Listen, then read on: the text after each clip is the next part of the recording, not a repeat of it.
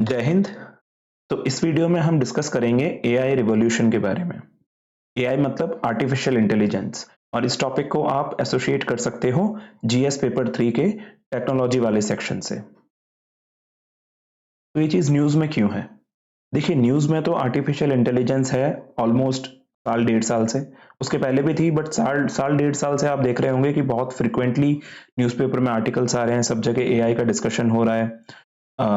और पर्टिकुलरली आज हम इस बारे में डिस्कस इसलिए कर रहे हैं क्योंकि यूनाइटेड स्टेट्स ने, अमेरिका ने एक रेजोल्यूशन लाया है यूनाइटेड नेशंस में, equal global access to AI से रिलेटेड।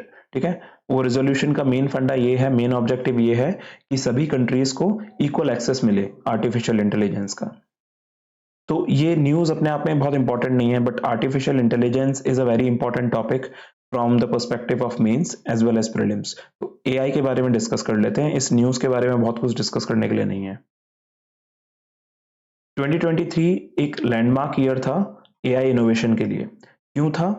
क्योंकि at the beginning of 2023, actually towards the end of 2022, open AI जो कि एक रिसर्च लैब है एआई के फील्ड में, एआई डोमेन में, उन्होंने अपना एक प्रोडक्ट लॉन्च किया था, चैट जीपीटी।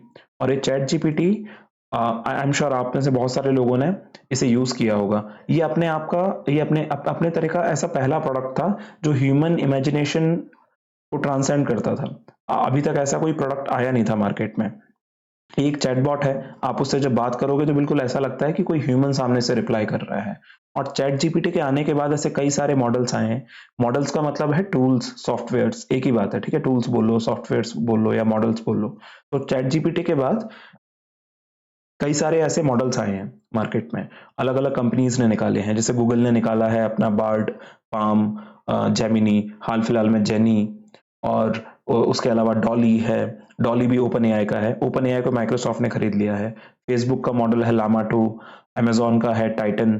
तो ऐसे एक एक मॉडल नहीं निकाले हैं, हर कंपनी ने अपने मल्टीपल मॉडल्स निकाले हैं, और बहुत ही रैपिड डेवलपमेंट हो रहा है इस पूरे फील्ड में, इस डोमेन में, राइट। तो आपको कुछ मॉडल्स पता होने चाहिए। ये पता करना जरूरी नहीं है कि क्या करते हैं वो मॉडल्स, कितने पैरामीटर यूज हो रहे हैं, उनका कुछ बहुत टेक्निकल जाने की जरूरत नहीं है, बट हाँ, कुछ मॉडल्स के नाम याद रखिए ना, जो फेमस है, जैसे चैट जीपीटी फेमस है।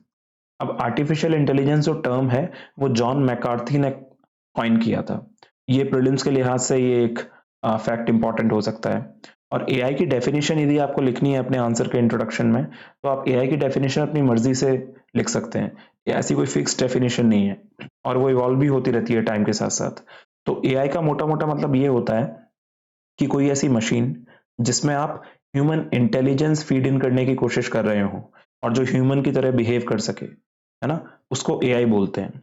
तो ये मैंने बहुत ब्रॉड डेफिनेशन दे दिया, आप स्पेसिफिक डेफिनेशन कोई अपनी याद कर सकते हैं। बहुत सारी डेफिनेशंस अवेलेबल हैं, उनमें से कोई भी लिख सकते हैं, राइट। और एआई के कुछ सिनोनिम्स हैं, सिनोनिम्स कह लो या सब डोमेन्स कह लो। ठीक है, तो उनका मतलब भी आर्टिफिशियल इंटेलिजेंस ही होता है, मोटे मोटे तौर पर ये समझ लीजिए। जैसे machine learning, deep learning, data science, big data, computer vision, neural networks, generative AI, large language models, ये सब भाई भतीजे हैं एक दूसरे के। और जनरेटिव एआई और लार्ज लैंग्वेज मॉडल्स, ये दोनों टर्म्स बहुत नए हैं और पिछले एक डेढ़ साल में ही बहुत पॉपुलर हुए हैं। कुछ फैक्ट्स हम डिस्कस कर लेते हैं, वो फैक्ट्स आपके इंट्रोडक्शन में या कंक्लूजन में या कहीं भी आपके आंसर में वैल्यू एडिशन का काम करेंगे। पहला फैक्ट तो नासकॉम से रिलेटेड है। नासकॉम ने अपने सर्वे में पाया है कि AI employment is estimated at about 4.2 lakh professionals, मतलब लगभग 4,20,000 जॉब्स जनरेट करेगी एआई। ये एस्टिमेट मुझे बहुत मॉडरेट लगता है, लेकिन फिर भी नासकॉम ने लिखा है तो आप मान लेते हैं, इसी को कोट करेंगे आंसर में। और उसके अलावा एक और फैक्ट, इंटरेस्टिंग फैक्ट ये है कि एक्सटेंचर, जो कि एक टेक फर्म है, अमेरिका की कंपनी है एक्सटेंचर, और उसने अपने एक रिसर्च पेपर में ये लिखा है कि बाय 2035, दैट इज 2035 तक, इंडिया की जीडीपी में एआई का कंट्रीब्यूशन 957 बिलियन होगा, 957 बिलियन यूएस डॉलर्स। तो ये दो फैक्ट्स आप याद रखिएगा, मेंस के आंसर में काम आ सकते हैं। और जनरेटिव एआई, जैसे मैंने बोला कि अभी बहुत पॉपुलर टर्म है पिछले एक डेढ़ साल में, तो उसको डिस्कस कर लेते हैं। जनरेटिव एआई है क्या?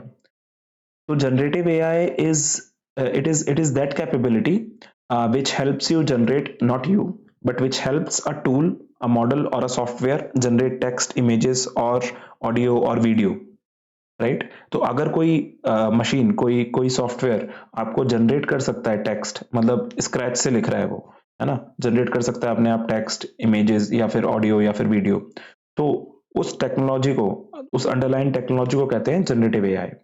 और इसकी एप्लीकेशंस बहुत वास्ट हैं, ऑलमोस्ट हर फील्ड में इसको अप्लाई किया जा सकता है।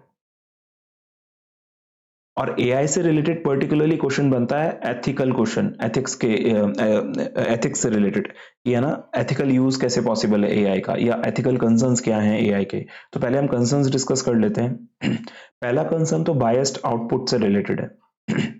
कहने को तो हम सब बायस्ड हैं, राइट, बेस्ड ऑन कि हम किस सोसाइटी से आ रहे हैं, किस स्कूल में हमारी परवरिश हुई है, कहाँ पर क्या एक्सपोजर हमको मिला है, कौन सा पॉपुलर मीडिया हमने देखा है, कौन सी मूवी देखी है, उसके बेसिस पर हमारे कुछ परसेप्शंस बनते हैं, तो हम सब बायस्ड हैं। सिमिलरली जब एक एआई टूल बनाया जाता है तो उसकी भी ट्रेनिंग की जाती है, ठीक है, और ट्रेनिंग किससे होती है, जैसे हमारे दिमाग की ट्रेनिंग होती है, हमें जो भी डेटा पॉइंट्स मिलते हैं, है ना, जैसे कोई मूवी देख ली तो वो हमारे लिए एक डेटा पॉइंट हो गया, या हमारे स्कूल में जो हमें सिखाया गया वो हमारे लिए एक डेटा पॉइंट हो गया। सिमिलरली जो एआई मॉडल होता है, एआई टूल होता है, उसको हम लोग ट्रेन करते हैं, तो ट्रेनिंग के लिए उसे कुछ डेटा देना पड़ता है, तो वो डेटा कौन देता है, हम लोग देते हैं। और हम लोग जब डेटा पिक करते हैं तो ऐसा नहीं होता कि हम बहुत अनबायस्ड वे में डेटा पिक कर सकें, है ना, क्योंकि बहुत सारा डेटा देना पड़ता है, कहीं इंटरनेट से उठाया जाता है, कहीं से भी उठाया जाए, वो डेटा में कुछ ना कुछ बायसनेस होती है। और एक बहुत पॉपुलर कहावत है इस फील्ड की, कि गार्बेज इन गार्बेज आउट, तो मतलब अगर आप डेटा ही खराब दोगे तो उसका आउटपुट भी खराब आएगा। तो यूजुअली जो डेटा यूज होता है ट्रेनिंग के लिए वो बायस्ड होता है, इसलिए आउटपुट भी बायस्ड होता है। एक मुझे इंसिडेंट याद आ रहा है, काफी पहले का था, आई थिंक गूगल पर या फेसबुक पर कहीं पर, तो ऑब्जेक्ट डिटेक्शन एल्गोरिथम काम कर रहा था किसी पिक्चर पर, और वहां पर एक अफ्रीकन मेल का पिक्चर था, और उस पिक्चर को टैग कर दिया था मंकी या गोरिल्ला करके, ठीक है, तो वो बहुत बड़ा इशू बन गया था, it was a racist remark, right, तो जो भी कंपनी थी, गूगल थी, फेसबुक थी, I don't remember, they had to compensate hugely for that mistake, ठीक है, तो ऐसे बायसनेस रहती है मॉडल्स में, एआई मॉडल्स में। दूसरा इशू जो हम डिस्कस कर सकते हैं कंसर्न से रिलेटेड, कंसर्न्स के तौर पे, वो है इम्पर्सोनेशन या डीप फेक। ये डीप फेक आपने बहुत पॉपुलरली सुना होगा। तो कई बार ऐसा होता है कि हम कोई तहलका मचाने वाला वीडियो देखते हैं जिसमें कोई सेलिब्रिटी है, कोई एक्टर है, एक्ट्रेस है, पॉलिटिशियन है, राइट, और अब वो वीडियो वायरल हो जाता है, लेकिन बाद में पता पड़ता है कि भाई वो बंदा या बंदी उस वीडियो में थे ही नहीं, एक्ट्रेस या कोई भी सेलिब्रिटी या एक्टर या पॉलिटिशियन उस वीडियो में था ही नहीं, एक्चुअल में वो पूरा मैन्युफैक्चर्ड था, फेक वीडियो था। तो ये एआई का यूज करके ही किया जा रहा है, जो ये फेक वीडियोस फैलाए जा रहे हैं, इसमें एआई का बहुत बड़ा रोल होता है। और अगला कंसर्न है प्राइवेसी से रिलेटेड। जो जनरेटिव एआई टेक्नोलॉजी है उसमें या लार्ज लैंग्वेज मॉडल्स कह लीजिए, उनके लिए बहुत सारा डेटा यूज होता है ट्रेन करने के लिए, और कई बार प्राइवेट डेटा भी इंटरनेट पे पड़ा होता है, उसको स्क्रैप किया और यूज कर लिया मॉडल को ट्रेन करने के लिए। तो एक तरह से उसमें प्राइवेसी का हनन हो जाता है, प्राइवेसी लॉज वायलेट हो रहे हैं, राइट। कई बार अगर कोई रेगुलेशंस नहीं है, स्ट्रांग रेगुलेशंस नहीं है, तो डेटा डार्क वेब से भी उठाया जा सकता है, जहाँ पे बहुत सारा प्राइवेट डेटा अवेलेबल होता है, तो प्राइवेसी से रिलेटेड कंसर्न्स भी होते हैं। और चलो ये तो डेप्थ की बात हो गई। अगर आप सरफेस लेवल पर भी बात करो तो जो ऑलरेडी एग्जिस्टिंग टूल्स हैं, जैसे अमेजोन का एलेक्सा है, गूगल असिस्टेंट है, एप्पल का सीरी है, तो वो आपकी बातें सुनते रहते हैं, राइट। आप जो नॉर्मली कम्युनिकेट करते हैं, आपको एडवर्टीजमेंट टारगेटिंग होती है आपके ऊपर, वो कहीं ना कहीं आपकी प्राइवेसी का हनन है, right. So that is also a concern. उसके अलावा जॉब कट्स तो ऑब्वियस है, एआई की वजह से there is a lot of automation that is going to come in every sector, and that will that will be reducing a lot of that will throw out a lot of people from their jobs. तो वो एक अलग concern है। कुछ मैंने famous models के नाम लिख रखे हैं यहाँ पर, जैसे ChatGPT, DALL-E, Gemini, Bard, Midjourney, Llama 2। तो ये सारे मॉडल्स के नाम आप बस एक बार गो थ्रू कर लीजिएगा, क्या करते हैं वो जानना जरूरी नहीं है, आई थिंक। और अब बात कर लेते हैं कुछ गवर्नमेंट इनिशिएटिव्स की एआई से रिलेटेड।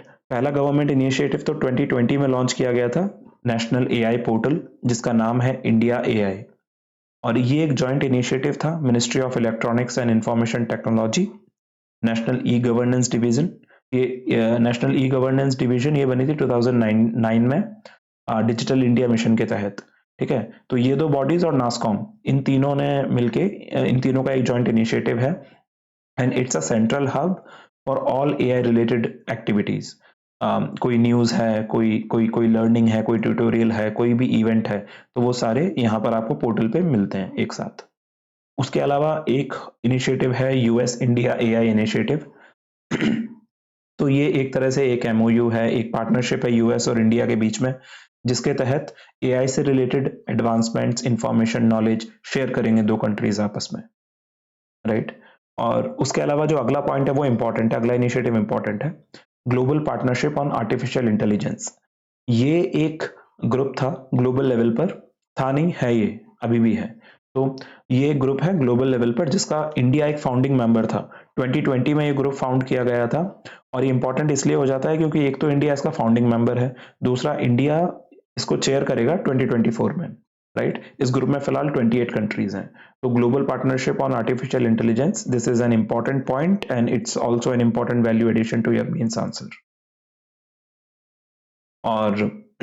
और एक्स्ट्रा पॉइंट्स लिखने हैं आपको तो फिर आप रिसर्च पेपर्स के बारे में लिख सकते हैं। नीति आयोग समय समय पर रिसर्च पेपर्स पब्लिश करता रहता है एआई से रिलेटेड। दो रिसर्च पेपर्स मैंने यहाँ पर कोट किए हैं। एक है national strategy for artificial intelligence. So इस रिसर्च पेपर का प्राइमरी ऑब्जेक्टिव ये था to build an R&D ecosystem in India for the promotion of AI, right. और एक दूसरा रिसर्च पेपर था जिसका नाम काफी लंबा है, एरावत, ये शॉर्ट फॉर्म है, और फिर उसकी साइड हेडिंग है establishing an AI specific cloud computing infrastructure in India. तो जो भी आजकल जो ट्रेनिंग होती है मॉडल्स की या जो भी सॉफ्टवेयर्स बनाए जाते हैं एआई से रिलेटेड, उसमें क्लाउड का बहुत हैवी डिपेंडेंस होता है। क्लाउड का मतलब है कि ऐसा नहीं होता कि है ना अलग किसी जगह पर ये मशीन्स रखी हुए हैं, लैपटॉप रखे हुए हैं, वहां पे सारी कैलकुलेशंस हो रही हैं, वहां पे ट्रेनिंग हो रही है मॉडल्स की, वहां पे मॉडल्स बनाए जा रहे हैं, नहीं। डेटा सेंटर्स होते हैं, क्लाउड होते हैं, जैसे पॉपुलर क्लाउड्स हैं, गूगल का है जीसीपी, अमेजोन का है AWS, माइक्रोसॉफ्ट का एज्योर, तो इन पर ट्रेनिंग की जाती है। तो क्लाउड एक तरह से आप मान लो एक ये टूल है एआई के लिए। बहुत ज़रूरी है क्लाउड कंप्यूटिंग इंफ्रास्ट्रक्चर अवेलेबल होना अगर आपको एआई रिलेटेड एप्लीकेशंस बनानी है। तो ये पेपर उसके बारे में बात करता है। और उसके अलावा टेक्नोलॉजी हब्स स्टेब्लिश किए गए हैं। पहला टेक हब स्टैब्लिश किया था IIT कानपुर में, ठीक है। तो ये कुछ वैल्यू एडिशन पॉइंट्स हैं, कुछ गवर्नमेंट इनिशिएटिव्स हैं। उसके अलावा आप वे फॉरवर्ड में ये लिख सकते हैं कि भाई पब्लिक सेक्टर को एफर्ट्स मारने की जरूरत है, there is a need to regulate AI because of ethical concerns. और रेगुलेशंस जब आप बनाएं तो वो थ्रू एन एक्ट बनाई जा सकती हैं, थ्रू रूल्स, रेगुलेशंस, नोटिफिकेशंस बनाई जा सकती हैं। यदि एक्ट बना रहे हैं तो make it on lines of IT act 2000, right. और उसके अलावा प्राइवेट सेक्टर का भी एक बहुत मेजर रोल है because private sector is the leader in this arena. तो प्राइवेट सेक्टर को एंश्योर करना चाहिए कि एआई बहुत एथिकली यूज हो and they respect the privacy of individuals and does not reinforce existing biases, ठीक है। क्योंकि जो एग्जिस्टिंग बायसेस हैं वो मतलब जो मोस्टली डेटा है इंटरनेट पे अवेलेबल, उससे अगर ट्रेनिंग हो रही है तो वहां पे एग्जिस्टिंग बायसेस होंगे। तो ये एंश्योर करना चाहिए कि जो आपका डेटा है वो बहुत बैलेंस्ड है, ठीक है, ट्रेनिंग के लिए, जिससे कि बायसेस नहीं आए आउटपुट में। और वैसे प्राइवेट सेक्टर समय समय पे बोलता रहता है, कुछ टॉप टेक कंपनीज साथ में आए हैं, they are self regulating themselves, but वो सब नाम के लिए होता है क्योंकि उन्हें पता है कि अगर गवर्नमेंट की तरफ से रेगुलेशंस आए तो बहुत सारे काम वो कर ही नहीं पाएंगे, उनकी प्रोग्रेस रुक जाएगी, प्रॉफिट्स हैम्पर होंगे। तो वो एक्ट करते रहते हैं कि वो लोग सेल्फ रेगुलेट कर रहे हैं, बट बहुत ज्यादा ये सेल्फ रेगुलेशंस काम नहीं करते because the ultimate game is profit, right. तो तो बस ये लिखना नहीं है, बस बता रहा था मैं अलग से, ठीक है। और कुछ रिलेटेड टर्म्स हैं एआई से ही जो प्रीलिम्स के लिहाज से इंपॉर्टेंट हो सकते हैं। LLMs मतलब लार्ज लैंग्वेज मॉडल्स, वो हमने डिस्कस कर लिया है। ये chat GPT, Gemini, mid journey, ये सारे जो अभी आए हैं पिछले 1 साल में, जो टूल्स आए हैं, जो मॉडल्स आए हैं, उनको लार्ज लैंग्वेज मॉडल्स कहते हैं। जेन AI वो टेक्नोलॉजी है, जनरेटिव AI, जिसका एक्सपेंशन है, ठीक है। Transformers is the basic building block of all these models. जैसे घर बनाते हैं तो brick is the basic building block, है ना, ईंट से ईंट जोड़ के घर बनाते हैं, ऐसे ही ट्रांसफार्मर से ट्रांसफार्मर जोड़ के ये लार्ज लैंग्वेज मॉडल्स बनते हैं। और chat GPT, you know what it is.